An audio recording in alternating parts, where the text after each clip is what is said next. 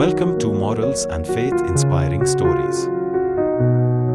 In the beginning, God created the heavens and the earth. He formed a perfect garden, Eden, a paradise overflowing with life, beauty, and peace.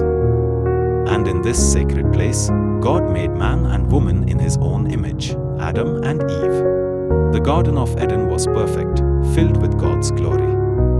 Every creature lived in harmony, including the serpent. Unlike what we see today, the serpent was not yet cursed to crawl on the ground. It was wise, beautiful, and capable of communication. In the Garden of Eden, God gave Adam authority over all living creatures. Amazingly, even fierce animals like lions and gentle ones like lambs lived together in harmony, showing the perfection of God's creation. Before Adam and Eve, there was Lucifer, the most glorious of angels.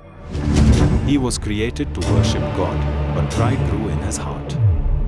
He desired God's throne, saying, "I will ascend above the Most High." His rebellion led to his downfall, and he was cast out of heaven along with the angels who followed him.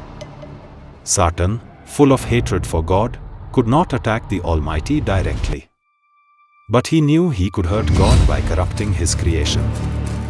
He could not touch Adam and Eve as they were clothed in divine glory, but he needed a way in. He found a willing vessel, the serpent. Eden was a paradise filled with God's presence. Adam and Eve were created in His image, covered in His glory, and given dominion over all living things.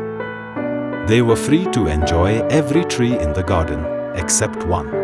Satan did not appear as a terrifying monster. Instead, he chose to work through one of God's creatures. The serpent, once a noble creature, allowed itself to be used as a vessel for deception. And so, the trap was set. Did God really say you must not eat from any tree in the garden?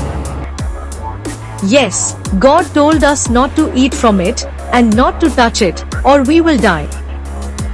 You will not surely die. God knows that when you eat of it, your eyes will be opened, and you will be like God, knowing good and evil. Satan used three tactics: doubt, deception, and desire. First, he made Eve doubt God's words. Then, he twisted the truth to deceive her. Finally, he stirred up a desire for something forbidden, making sin appear good. Eve reaches for the fruit, her fingers trembling. She takes it, brings it to her lips, and eats. A moment of silence follows. Then, her eyes widen. Something has changed. She turns to Adam, who has been watching. She offers him the fruit, and after a moment of hesitation, he eats. As Adam reached for the forbidden fruit, he heard God's voice, and in his surprise, a piece of fruit became lodged in his throat.